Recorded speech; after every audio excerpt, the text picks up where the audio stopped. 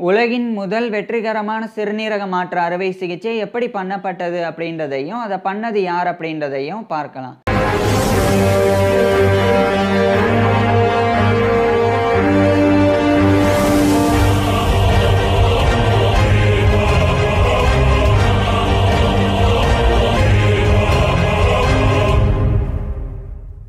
1954ஆம் ஆண்டு 23 வயசான Richard Herrick அப்படின்ற ஒரு நபர் கிரானிக் நெஃப்ரைட்டிஸ்னால பாதிக்கப்பட்டிருந்தாங்க. அப்போ அவர் யுனைடெட் ஸ்டேட்ஸில் இருக்கிற மேசச்சூசட்ஸோடைய பாஸ்டனில் இருக்கிற பிரிகம் அண்ட் உமன்ஸ் ஹாஸ்பிட்டலில் அனுமதிக்கப்பட்டிருந்தாங்க. அது அந்த காலகட்டத்தில் பீட்டர் பெண்ட் அண்ட் பிரிகம் ஹாஸ்பிட்டல் அப்படின்னு அழைக்கப்பட்டது. அங்கிருந்த மருத்துவர்கள் ரிச்சர்ட் ஹெரிக்கை முழுமையாக பரிசோதனை பண்ணாங்க. அப்போ அந்த கிரானிக் நெஃப்ரைட்டிஸ்னால ரிச்சர்ட் ஹெரிக்கு கிட்னி ஃபெயிலியர் ஏற்பட்டிருக்கு அப்படின்றத கண்டறிஞ்சாங்க. ஸோ ரிச்சர்ட் ஹெரிக்கை காப்பாற்ற முடியாது, இன்னும் ஒரே மாதத்தில் ரிச்சர்ட் ஹெரிக் வந்து இறந்து போயிடுவார் அப்படின்னு அவருடைய ஃபேமிலிகிட்ட மருத்துவர்கள் தெரிவிச்சிடுறாங்க. ஏன்னா இவரை காப்பாற்றணுன்னா ஒரே வழி சிறுநீரக மாற்று அறுவை சிகிச்சை, கிட்னி டிரான்ஸ்பிளான்ட் தான். ஆனால் அந்த கிட்னி டிரான்ஸ்பிளான்ட் பண்ணாலும் ரிச்சர்ட் ஹெரிக் வந்து இறந்து போயிடுவார் அப்படின்னு மருத்துவர்கள் நினச்சாங்க. ஏன்னா அந்த காலகட்டத்தில் இந்த உடல் உறுப்பு மாற்று அறுவை சிகிச்சை பண்ணால் கூட ஆர்கன் ரிஜெக்ஷன் காரணமாக நோயாளிகள் இறந்து போயிடுவாங்க. உதாரணமாக இப்போ நம்மளுடைய உடலில் பாக்டீரியாவோ வைரஸோ வருது அப்படின்னா நம்மளுடைய இம்யூன் சிஸ்டம் வந்து உடனடியாக அந்த பாக்டீரியா வைரஸ் அதெல்லாத்தையுமே வந்து ஃபாரின் ஆப்ஜெக்டாக வந்து ரெகக்னைஸ் பண்ணி உடனடியாக நம்மளுடைய இம்யூன் சிஸ்டம் வந்து பூஸ்டப் ஆகி அந்த பாக்டீரியாஸை வைரஸ் எல்லாம் வந்து அழிச்சிரும். இதே மாதிரி மற்ற நபர்களினுடைய உடல் உறுப்பை எடுத்து வேற ஒரு நபருக்கு பொருத்தும் போது அந்த நபரினுடைய உடலில் இருக்கிற அந்த இம்யூன் சிஸ்டமானது அந்த உடல் உறுப்பை ஃபாரின் ஆப்ஜெக்ட், எப்படி பாக்டீரியா வைரஸ்லாம் ஃபாரின் ஆப்ஜெக்டும் அதே மாதிரி ஃபாரின் ஆப்ஜெக்ட் அப்படின்னு சொல்லி ரெகக்னைஸ் பண்ணி அந்த உடல் உறுப்பை வந்து இம்யூன் சிஸ்டம் போய் அழிச்சிரும். ஸோ அதன் காரணமாகவே உறுப்பு மாற்று அறுவை சிகிச்சை பண்ணாலும் இறந்து போயிடுவாங்க.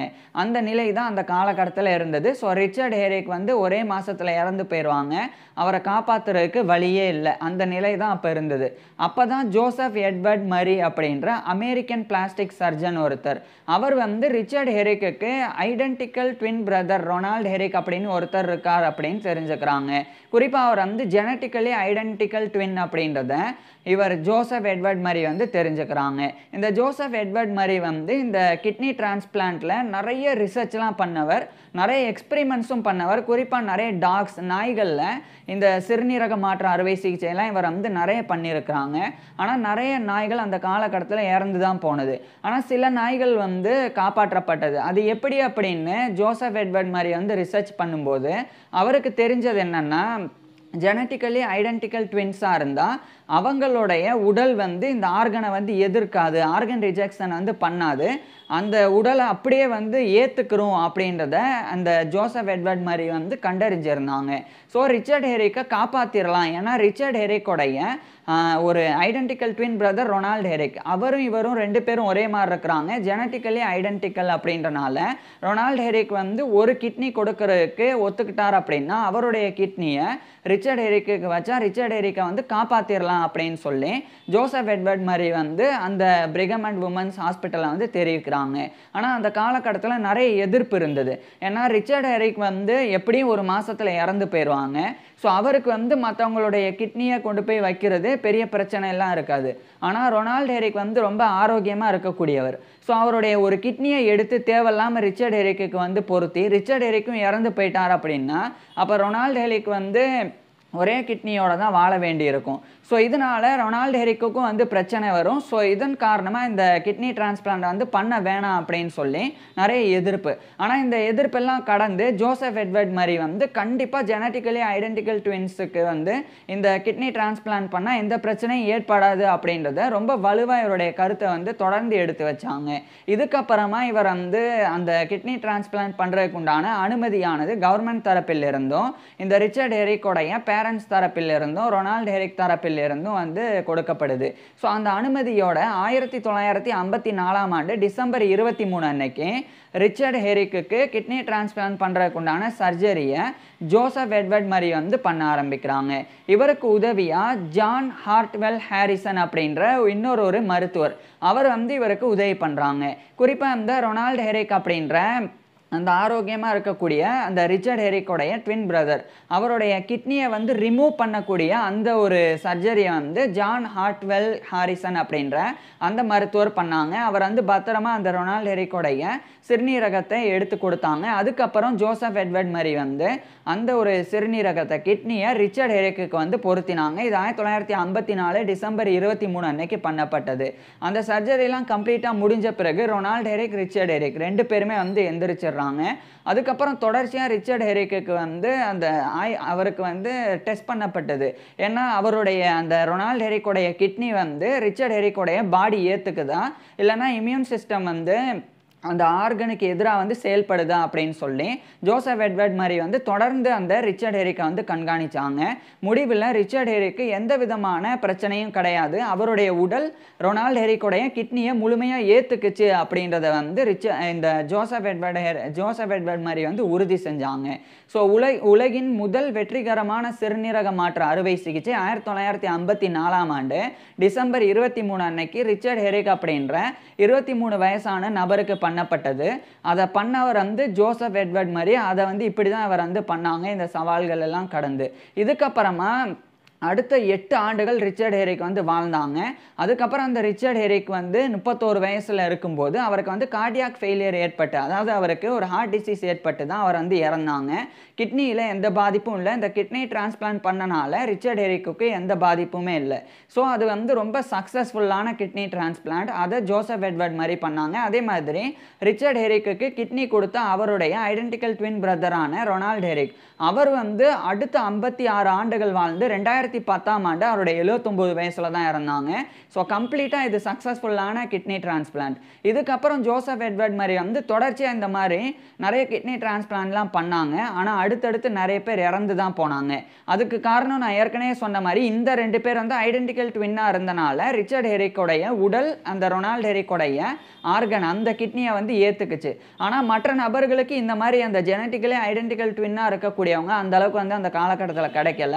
ஸோ அப்படி அவங்க இருந்தாலும் அவங்களுக்கு எந்த பிரச்சனையும் இல்லை. பொதுமக்களுக்கு தான் நிறைய பிரச்சனை இருந்தது. இந்த மாதிரி கிட்னி ஃபெயிலியர் ஆகுறது அது மாதிரிலாம் இருந்தது. ஸோ அதனாலேயே இந்த ஆர்கன் ரிஜெக்ஷன் வந்து தொடர்ந்து ஏற்பட்டது.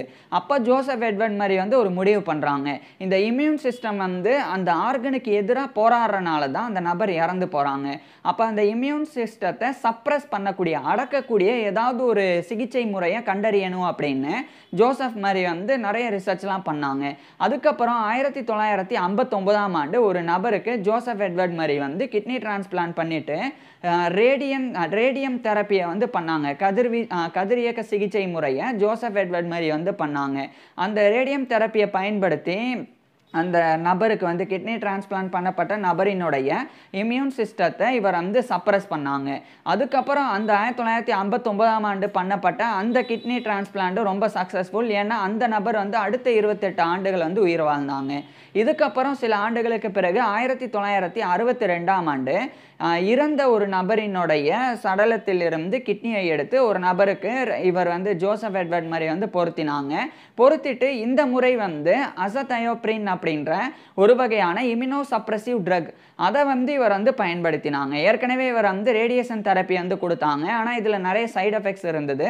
அதனால அசதயோப்ரின் அப்படின்னு சொல்லி ஒரு ட்ரக்கை இவர் வந்து சில நபர்களோட சேர்ந்து டெவலப் பண்ணியிருந்தாங்க.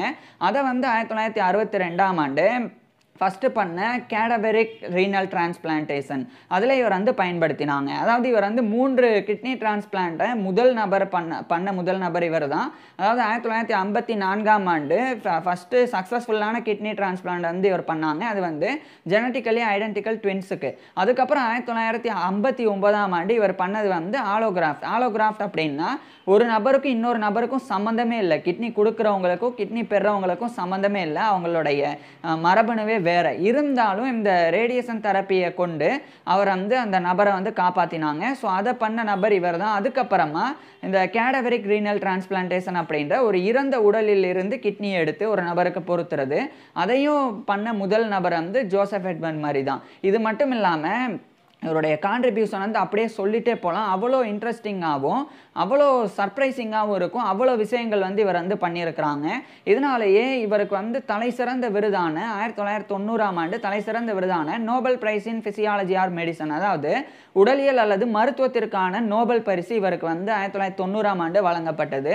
இவருக்கும் இ டொனால்ட் தாமஸ் அப்படின்ற நபருக்கும் சேர்ந்து இந்த நோபல் பரிசு வழங்கப்பட்டது. அது மட்டும் இல்லாமல் ஃபாதர் ஆஃப் டிரான்ஸ்பிளான்டேஷன், அதாவது உடல் உறுப்பு மாற்ற அறுவை சிகிச்சையின் தந்தை அப்படின்னு ஜோசப் எட்வர்ட் மரி வந்து புகழப்பட்டாங்க. ஸோ இப்பேற்பட்ட ஜோசப் எட்வர்ட் மரி இவருடைய ஃபுல் லைஃப் ஹிஸ்ட்ரியை ஏற்கனவே வந்து நான் இவருடைய வாழ்க்கையை நான் பேசியிருக்கேன். இந்த ஜோசப் எட்வர்ட் மரியுடைய ஃபுல் லைஃப் ஹிஸ்ட்ரி தெரிஞ்சுக்கணும் அப்படின்னா டிஸ்கிரிப்ஷனில் லிங்க் கொடுத்துருக்குறேன், அதை டச் பண்ணி பாருங்கள். இல்லைன்னா டிஸ்பிளேயில் தெரிகிறத டச் பண்ணுங்கள். நேராக ஜோசப் எட்வர்ட் மரியுடைய ஃபுல் லைஃப் ஹிஸ்ட்ரிக்கு போயிடலாம். இன்னும் நான் சொல்ல முடியாத இன்னும் சொல்லாத நிறைய விஷயங்களை அந்த வீடியோவில் சொல்லியிருக்கிறேன். ஸோ இவருடைய லைஃப் வந்து ஃபுல்லாக ரொம்ப இன்ட்ரெஸ்டிங்காகவும் நிறைய விஷயங்கள் நீங்கள் எதிர்பார்க்காத சர்ப்ரைசிங்காகவும் இருக்கும்.